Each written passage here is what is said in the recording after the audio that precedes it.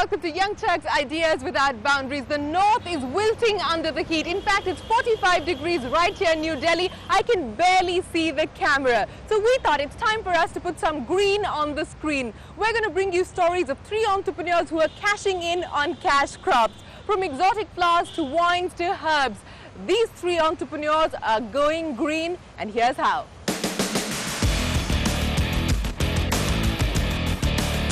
Donoghue venture in 2008. Managing over 200 acres of plantations spread across 4 locations in India, the brand today produces over 10 lakh litres of wine annually.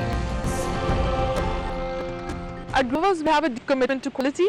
I think that my grandfather, my father, and myself, all 3 of us believe very, very firmly that we want to produce great quality wine. And all of us are very well aware that in order to produce a great wine, you need a very, very good, high quality grape. And you need a good amount of technical know-how. We have Ms. Michelle Rolla, who is from Bordeaux. He's known as the flying winemaker, who's been consulting us since 1995. He does over 100 wineries worldwide, and in India he's been our consultant for a while now. What he really does helps us and gives us a lot of technical information, a lot of technical help on the vineyards, and gives us a lot of ideas for innovation, gives us a lot of help in terms of trying to bring up the quality of our grapes, so that when it comes to the winery, we have very, very well-matured grapes to deal with. Again, in winery, he helps us with technical information, with getting the wine, with doing innovations in the winery, with how we can make wine to best bring out the quality, the best bring out characteristics of the grape which we're looking for, best preserve the freshness of the grape.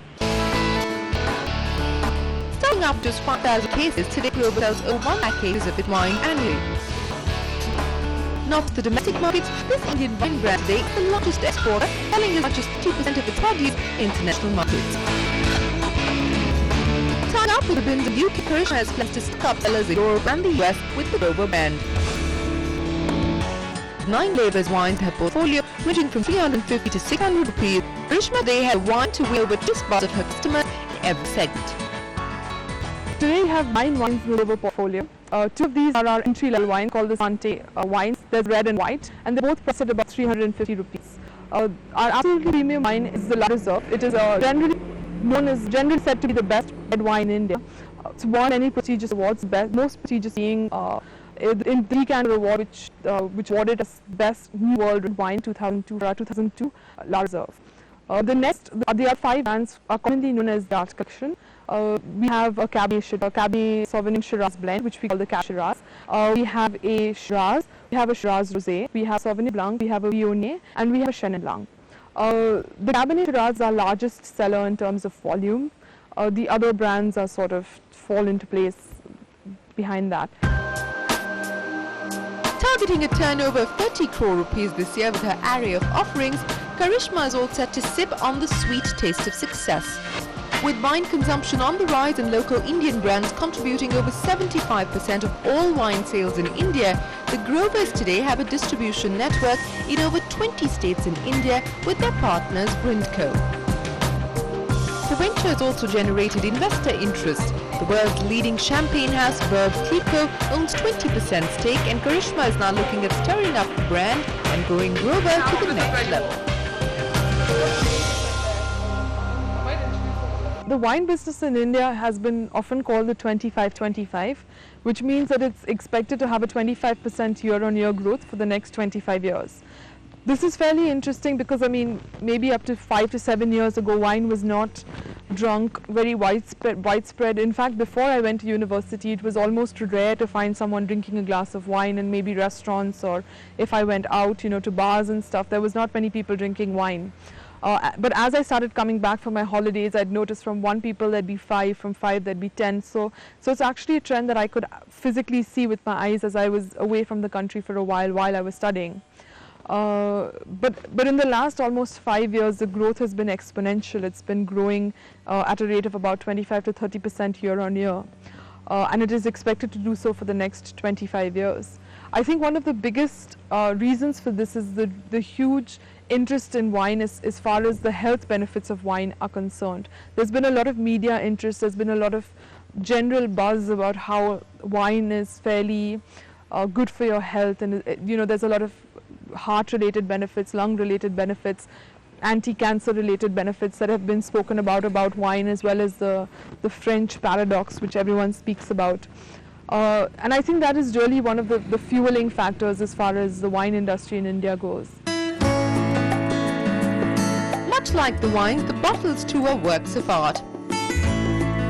Adorning paintings of 7 contemporary Indian artists like Sanjay Bhattacharya and Jatin Das, Grover has launched its signature label christened the Art Collection in 2009. Awarded the Best New World Red Wine by the Decante magazine, Karishma believes Indian wineries today have a global appeal similar to Indian cuisine and will soon take on their international counterparts.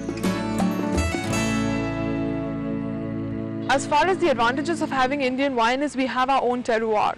You know, we have our own specificities of Indian wine, of being in the Indian climate. In comparison to foreign wine, you have that exotic factor, the Indian factor. And since India is the flavor of, you know, the season for the world over, wine is just one more thing that adds to its charm. Well, Karishma, cheers to you and Grover Wines. Time for us to take a break. When we return, the spotlight is on the blooming floriculture business in India. It's time for us to go green farms on Young Turks Ideas Without Boundaries.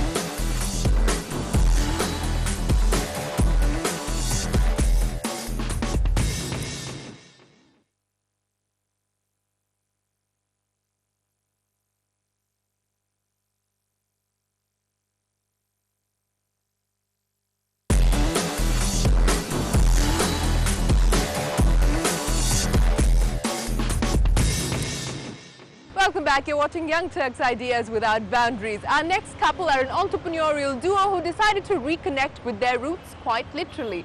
So they set up their venture Go Green Farms on their ancestral land close to Lucknow and focused on the blossoming floriculture business. They are currently exporting flowers to almost 5 countries. They've done a turnover of 25 lakh rupees. They hope to touch 60 lakhs by the end of the year. Here's the story of Go Green Farms. The blossoming floriculture industry inspired the husband and wife duo of Rahul and Rachna Mishra to give up their corporate careers to reconnect with their roots. A trip to Australia was the catalyst to set up a commercial-scale poly house. Starting up operations on their ancestral land in Barabanki, 40 kilometers from Lucknow, with some personal savings and the National Horticulture Board, they founded Go Green Farms in 2008. Engaged in growing and marketing flowers and other farm products, Go Green Farms grows about 13,000 gerberas in its poly house and gladioli and tube roses in open fields. With a loan of 11 lakh rupees from Union Bank of India for its operations, the venture has already turned green with revenues of over 25 lakh rupees. If you look at our product portfolio, we grow flowers and we are into growing bulbs. In flowers we have 3 bulbs. One is gerbera that we grow in poly house, then we have tube roses and gladioli that we grow in open fields. We have planted lot of tuberose. We have planted over 3 hectares of tuberose bulbs that we plan to ship by end of this year. With 90% of revenues coming from exports, Go Green Farm supplies its produce to countries like Netherlands, UK, Italy, US and Mauritius. And it's not just overseas markets that drive the demand. With prices ranging from 2 rupees a flower to 8 rupees, Rahul also supplies fresh cut flowers to major wholesale suppliers in and around Lucknow. Having already started a doorstep delivery model, Rahul believes the local market offers a great opportunity as well. But handling a venture as delicate as flowers sure has its own challenges. The biggest challenge is that the flowers, they need a temperature of about 30 to 32 degrees and if you look at the outside temperature outside the poly house, it is touching 45, 46. So growing the flowers in such harsh climatic conditions is a biggest challenge, and though we can